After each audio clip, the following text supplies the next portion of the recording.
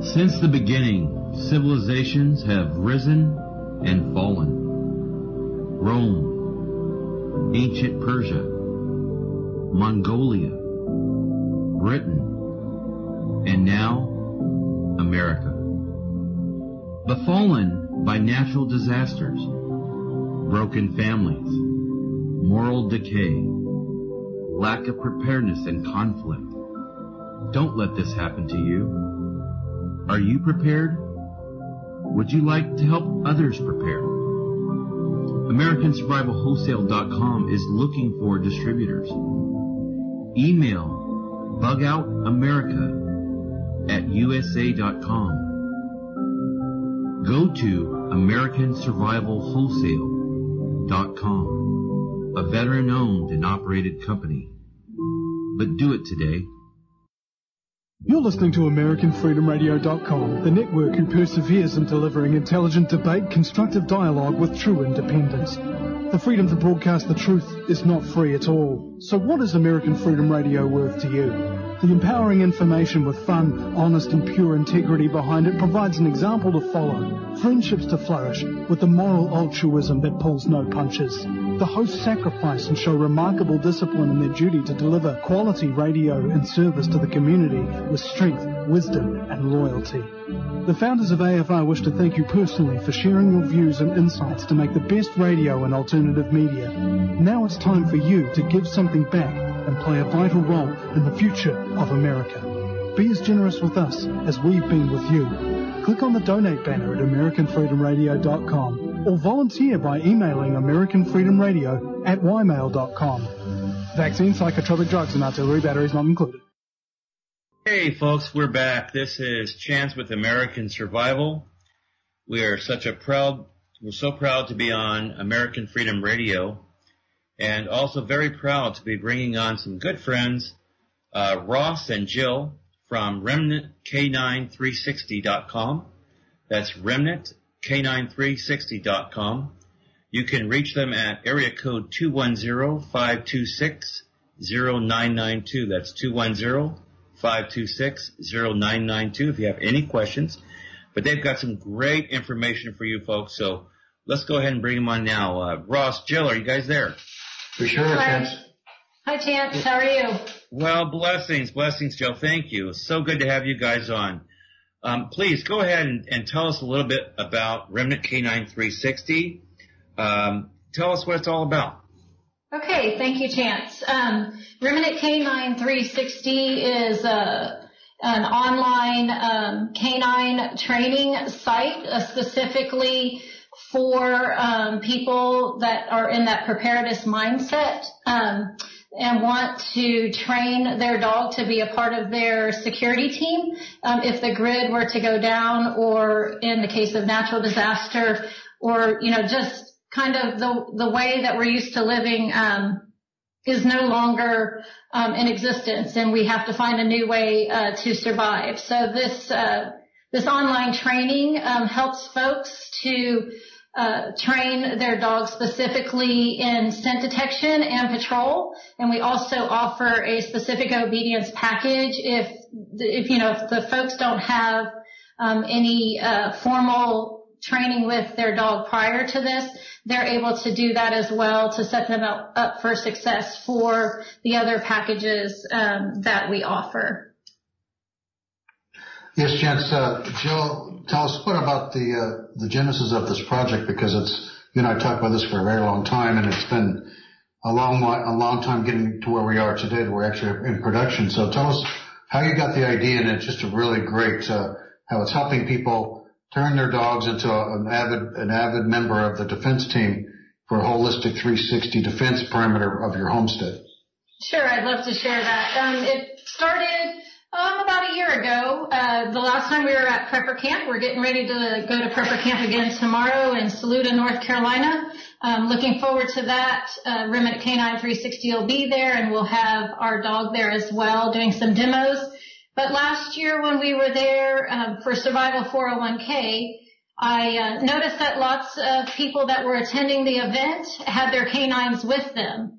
And several people that I talked to, they were training their dogs either in search and rescue or, other kind of first responder type capacities. So that kind of piqued my interest because I'm an avid dog lover and do other training outside of this training with our dogs as well. And then I met Franklin Horton, who does the Borrowed World series. It's a fiction series of books that talk about in specific detail, like if there was a huge terrorist attack here in America and the grid were to go down, just following these people through this book and how he had prepared his family for a time such as that. And he repeatedly brought up how important it was to have a dog, to help alert you of potential danger and predators that are coming onto your property. So I just spent a lot of time talking with Ross and with some other dog trainers,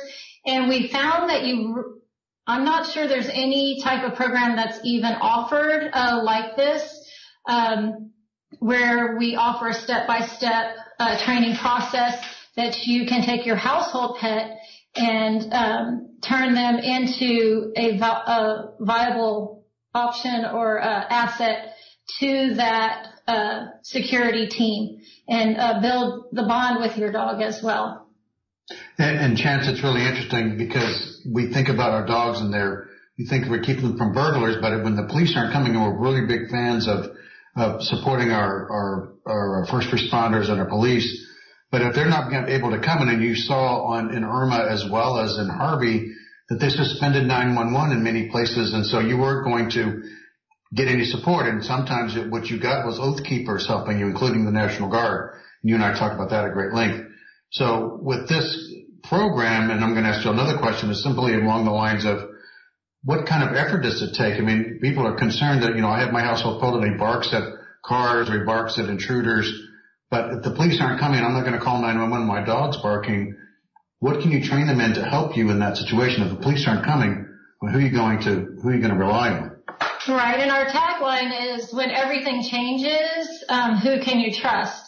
And obviously we're alluding to that canines are very loyal parts of the family. And so, to train them to do these specific tasks is very, very important. So in our patrol package, our trainer, Toby, has spent a lot of time with us, counseling us on what your dog would need to be able to do in a grid down situation, because we had originally offered a package that looked very much like a military dog training, which support the military, great job out there, and but when they aren't coming or the police aren't coming, what are some basic patrol commands that you can have? So our patrol package is very much into drive and bite, and then able to bite on and off leash, to stand off, if you're not wanting your dog to engage in that,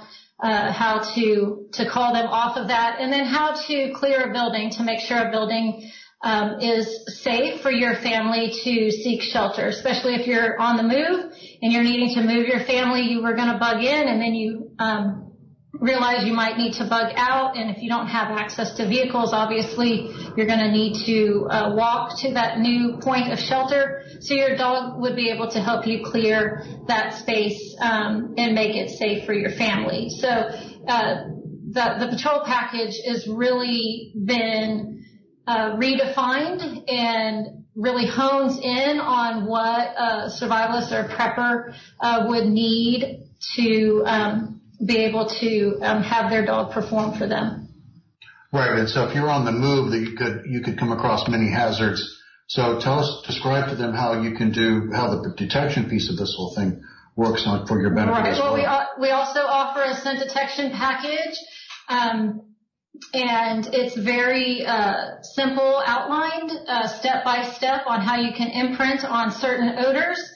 It's very important when you start this process that you, as a family, or as an individual set goals for what you're wanting your dog to be able to smell out or sniff out. Because if you are going to train your dog to alert on explosives, for example, you can't change your mind a month later and then say, oh, I'm going to imprint them on narcotics instead.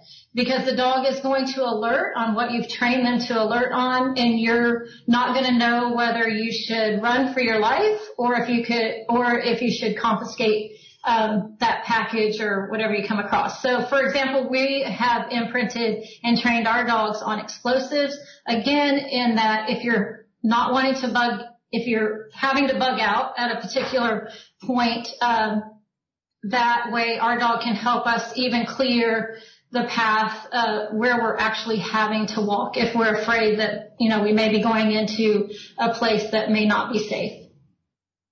And so many people think this is very difficult to do and takes a lot of time, and there's many weekends and chance there's a lot of places that will give you this training and you go for a weekend, or worst case you drop your dog off for 6 weeks or 3 months or something and pay $15,000 and you have to transition that dog back to you to learn of this. So, Jill, describe them what the level of effort is for everybody, the average person, and the kind of dog that works for either one of those packages. Because I think many people that could have Chihuahuas or Pomeranians or they could have Great Danes or anywhere in between. So tell them how easy it is to work this during the week, during your off time, and turning the TV off, for instance, for an hour, how you can make a difference in your family's life. Right.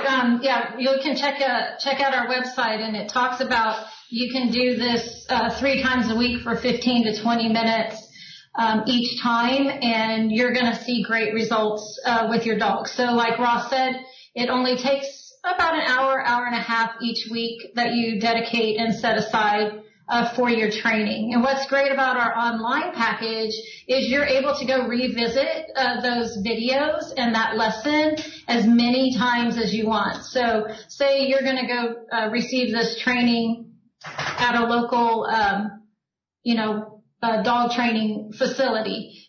You're going to want to make sure, obviously, you catch everything that you can from that instructor. But once your hour's up or your class is up, you've got to kind of have that solidified in your mind and go, oh, okay, I think I get all this. But with the online training, you can revisit it as many times as you need to. We also offer audio only as well, so you're able to even take the audio on the training field with you if you want to refresh your memory as you're training, on site, which is going to be in your home, front yard, down the street, that kind of stuff. So it doesn't take a great amount of time. If you find that you run into some individual problems, or you're getting stuck, or you have questions, both of our trainers are available to have Skype lessons with you. You can videotape yourself working with your dog, and they love to give you feedback. So you can still have that interaction when you need it. So like Ross said, turn the TV off for an hour each week, and you could make this happen. So, Jill, mm-hmm. I do have a question. So, well, 2 questions. Can any dog, like we have 4 dogs in our compound here, they're all different. They all have different personalities. We love them all, right. But they're not all at the same intelligence level. So can any dog be trained for this program? Okay, well, I'm going to use my family's example. We have 3 dogs.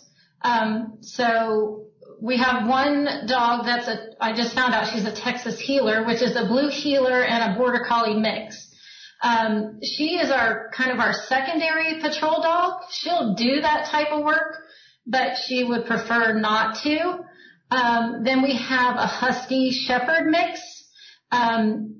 When I take her out to train, I wonder if I trained her 2 days before. So she's more of our kind of, we love you. She loves to be loved on, but she's also our kind of backup scent detection dog. And then we have a purebred German Shepherd who, we're training her to do, both scent detection and patrol. So, it really depends on the dog and their willingness and their drive to work. Scent detection can be any size dog. Chihuahuas, from what I understand, sometimes make better scent detection dogs than, the German Shepherds and the Belgians and the ones that you see, do that type of work usually.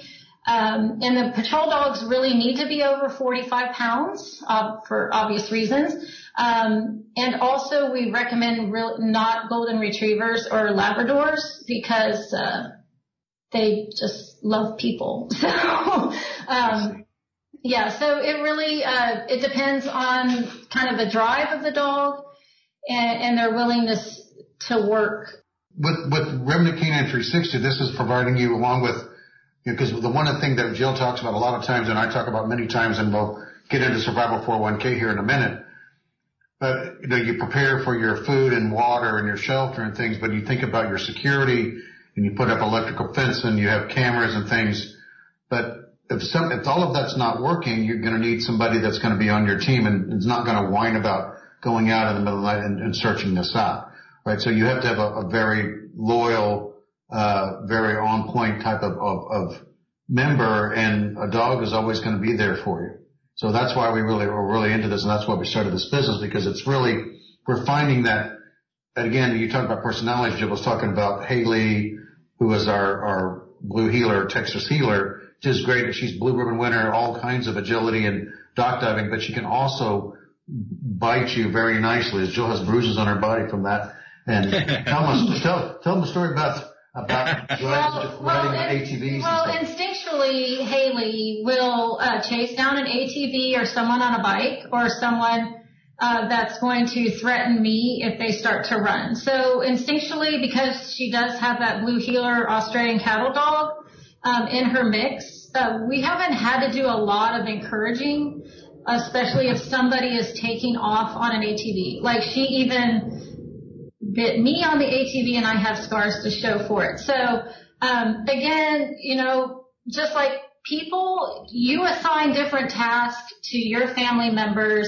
that they are going to be able to carry out in this type of situation. So that's why you really need to set goals, because you know your dogs better than anybody else, and you're gonna know how to work with them and what their potential is. But I really see it as, you wouldn't send, say you're a family of 4 and, your wife's in charge of first aid and the husband's in charge of, the weapons, and the kids are, they have their specific tasks, like maybe making the food or whatever. You're preparing them to do that in case they ever need to carry out those tasks. So to me, it's no different. With your dog, you're going to set specific goals for them, either scent detection or patrol, or like our one dog, she's going to help with anxiety and stress, but that is her job. And we've kind of made her a secondary scent detection dog as well. So just kind of really thinking about how your canine can be an asset instead of after the fact, when all of everything hits the fan, then you're trying to figure it out. Okay, great. Right, and one thing is that don't just look at your pet as somebody that is an eater and you have to scoop it, but they also can actually provide a lot of extra benefits, as Jill said, along the lines of comfort, because veterans use the dogs for comfort and service dogs and things like that. So they can do that piece, but also they can be on the aggressive side as well. So there's a lot of potential. And most people don't think about it, or they don't have the wherewithal to go to a training class or the monetary wherewithal to spend the money.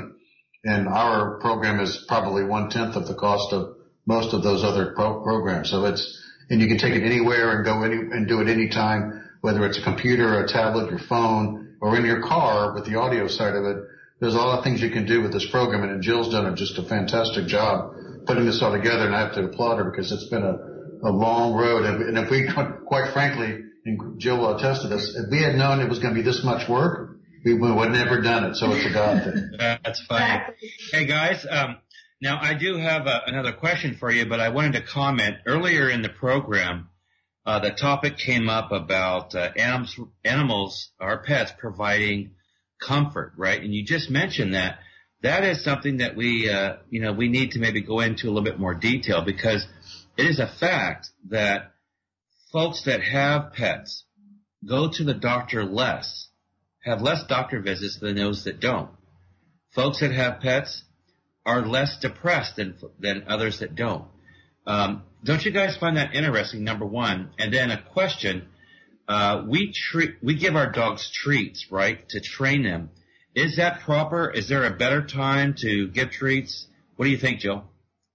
Oh, I definitely agree with you that they are a benefit in your life, and part of our program at the end of each of our videos we have preparedness tips and kind of fun dog facts, and some of the things that you just mentioned about dogs, you go to the doctor less and those kind of things. They lower blood pressure, they help you sleep better at night. We actually mention a lot of that stuff at the end of our videos, so definitely they are a great benefit for those that own them and interact with them. And then I'm sorry, what was the next question? Just treats. So yes. a lot of folks train with treats. Yeah. Yes. No, we train. We do all positive reinforcement. So if your dog is food driven, then yes, you're going to want to treat them with food. We also encourage you to spend time with your dog and figure out if they like a certain toy, because that toy can also serve as a reward when you're doing training. So positive reinforcement is definitely our motto and what we emphasize on our website. So for example, with Haley again, she's very much food driven. So I've actually tried to not make her as food driven and tried to discover some toys that she really likes to play with to kind of mix it up. And then Halo, that's our German Shepherd, she's very much toy driven, and she really likes to what are you looking at there? Bite. So she really likes to do the drive and bite exercises. So you pull that bite sleeve out and she's like all over it. She's like, yes, we are going to go do what I love. So and the answer to your question is yes. No. And that's great, guys. Listen, so Ross, this one's for you. We worked together, American Survival Wholesale, worked with you on creating a pack, for example, a go bag for our dogs and cats, right? So this pack usually contains water, food, leash, bowls, first aid kit. What do you recommend for those out there that do have animals and they want to make sure that they're safe as well? What should go into a pack by the front door in case there is a disaster and they have to leave in a hurry? Well, I think everything that you put in the bag, and you've sent us photos to take to prepper camp, and we appreciate that, and it has everything that you need, but I think also comfort of what they're used to. So the toys that they're used to, right, Jill, and the treats that they like. So we're heading to prepper camp tomorrow, and we're taking a German Shepherd on a 1,000-mile road trip one way, or 1,100-mile road trip one way. And we're taking her favorite toy, and so when we get him to stop and get out, we'll throw the stick to her that she likes to retrieve. Dog cheese, which is a string cheese you buy in Costco or Sam's, that string cheese is a good treat for her. So things that make comfort foods and comfort things just like you have for your people, because dogs exhibit stress and they receive stress, right, Joan? And yes, very much. Yeah, very much so. So you can see stress in their eyes, you can see stress in their panting. And our German Shepherd shows stress by, I think, is blowing up her lips, right? So, so you can recognize all of these things. And so you want to make sure that they're comfortable and because if they're comfortable, they can relieve your stress. And if they're stressed and they're causing you more stress because of their anxiety, you want to minimize that. So, and again, dogs aren't people, but people treat them like children. So you have to treat them like you want them to be comfortable as well. So I think what you put in their water, food, first aid, all those kind of things, you need to have those for them just like you do your children or your parents or your coworkers or whoever you're trying to protect. I mentioned earlier when I was talking about that particular pack, our dogs, especially 3 of them, 3 out of the 4, the other one's too big, they all have their favorite blanket, right? A blanket that has their scent, their smell, and they just want to cuddle up with at night, right? So should that not be packed in that as well? Maybe one of the last things that you grab on the way out the door? Yes, I would very much say you need to make sure you grab that kind of stuff. Our dogs travel in a crate. So if your dog's used to traveling in a crate in the car, or if you're able to move in a car, that you're going to want to try to transport them a similar way that you normally transport them. So again, just like us as people, we like our routine and we like what we're used to, and we form habits. Dogs very much are routine oriented and form their own habits. And so like Ross said, and like you're saying, with those blankets that have their scent on it is going to help reduce their stress as well in that high stress situation, so that they're able to still do the work that you're asking them to do. Wow, that's absolutely great information. Jill, before we go, we're going to bring back Ross here in the last half hour after the break. But before we go, please again tell folks out there how they can get a hold of you, contact information. Okay. You can find us at remnantcanine360.com. And that's our website, remnantcanine360.com. You can also now find us on Facebook. We just created that page probably about a week ago now, and that's also Remnant Canine 360. So you can find us on Facebook and like us there.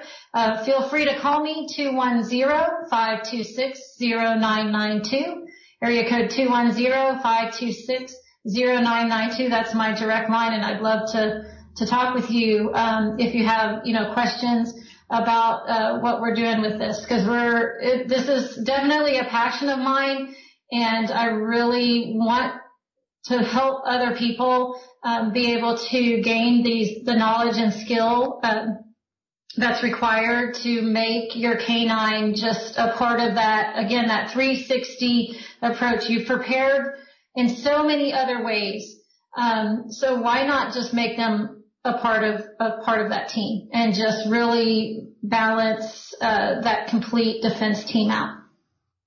Wow, what you're doing is truly amazing, and it is such a blessing to those that have pets and need this training. And so thank you for that, Jill. You're welcome. Thank you. You bet. Hey, Ross, could you stand by? We're going to go into a quick break. I'm going to play a little bit of a news clip here. We'll be back in like 3 to 4 minutes, okay? I'll be here. All right, brother. We're going to talk about survival. All right. We're going to talk about survival 401k when we get back, how to get yourself financially prepared as well as physically and mentally prepared. We'll be right back, folks.